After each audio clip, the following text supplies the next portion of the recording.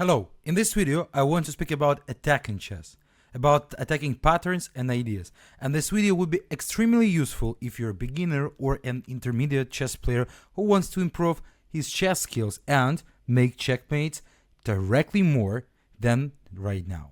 So let's start with the first example. In this position, white having a domination basically, because the knight is really great, the queen is great here, so the all black pieces are on the rank 8 except the bishop on c5. So white have a really big advantage. But how to finish the attack, how to play in this attack? The first one attacking rule that you need to have as much pieces in the attack as you really can. And that's why the first move of white is really obvious if you know this rule. The rook goes to d1. What is the point? I'm bringing out the next rook to the attack with the tempo because I'm attacking the queen on the d line. So black tried to play queen c8, and here is like also an important position, important moment in a chess game, because definitely I have a way of improvement, like rook goes to d5, and then I will bring the rook to d1, double on the d line, bringing out all my pieces and continue an attack, and that's saving a big advantage for white.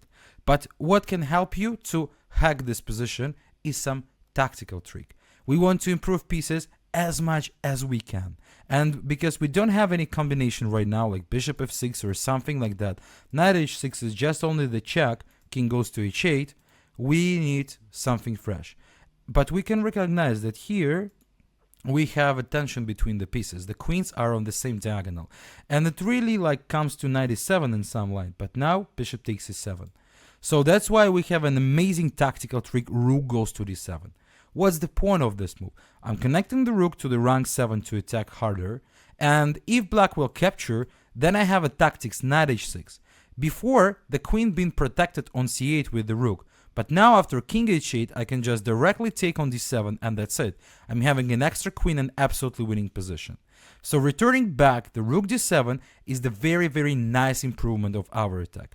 Black tried to play g6, but attack has basically 3 stages. Stage number 1, we are trying to bring more pieces closer to the opponent's king. Here we are.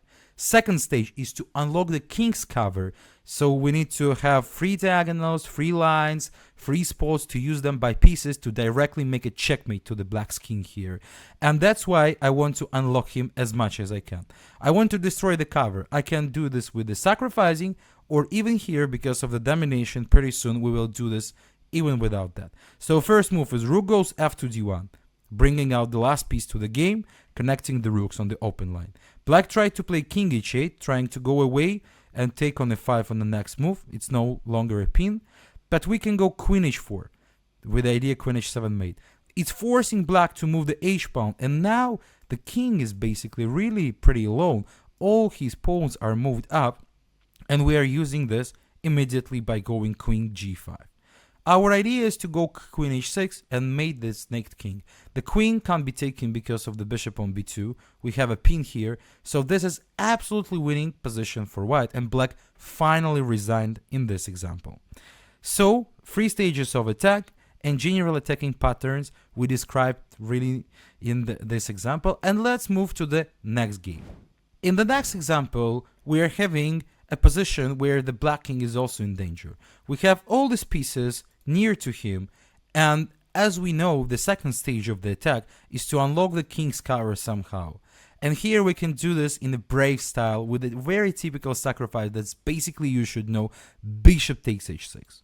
Very typical and really right here. So black needs to capture, other way I just have extra pawn and still I'm in the attack. I can follow with bishop g5 or even think about bishop g7 in some case. So g takes, queen takes. And now my idea is very easy. I want to go knight g5 and bishop h7 with the following checkmate. Black tried to play e5, knight g5, queen e7. Here we can try to play bishop h7, finish with this, but white decided to follow the logic of attack and they played rook e1. The rook is coming to the game to improve the attack. I can lift my rook. By the way, I have the video about the rook lift, so you can find this on the channel. And also we are preparing some combination. Black played rook d8, trying to make a way to the king, but that's not helpful stuff anymore, because rook goes to e5. double attack. And we will see that that's in distracting the queen from the pawn f7, because after queen takes e5, f7 is not protected, and we are using this in a combination. Bishop goes to h7 check. What to do now? Black basically resigned, because on king h8 I can go knight f7. It's not only the fork, it's a checkmate basically. So, but if you're gonna capture with a knight takes h7, then the checkmate comes directly on the weak spot on f7. So again, 3 stages of the attack: bringing pieces closer to the opponent's king, trying to unlock the king's cover, and then by using free space, unlock diagonals, lines, spots, and so on, we are doing a checkmate directly to the naked king. And some other patterns like bringing out the pieces to the game right into the attack it's a very important ideas. So I hope that you enjoyed that and that was helpful. If you want to learn more about attack, type the comment below the video and I will make the new episode for the attacking chess. Thanks for watching and don't forget to subscribe.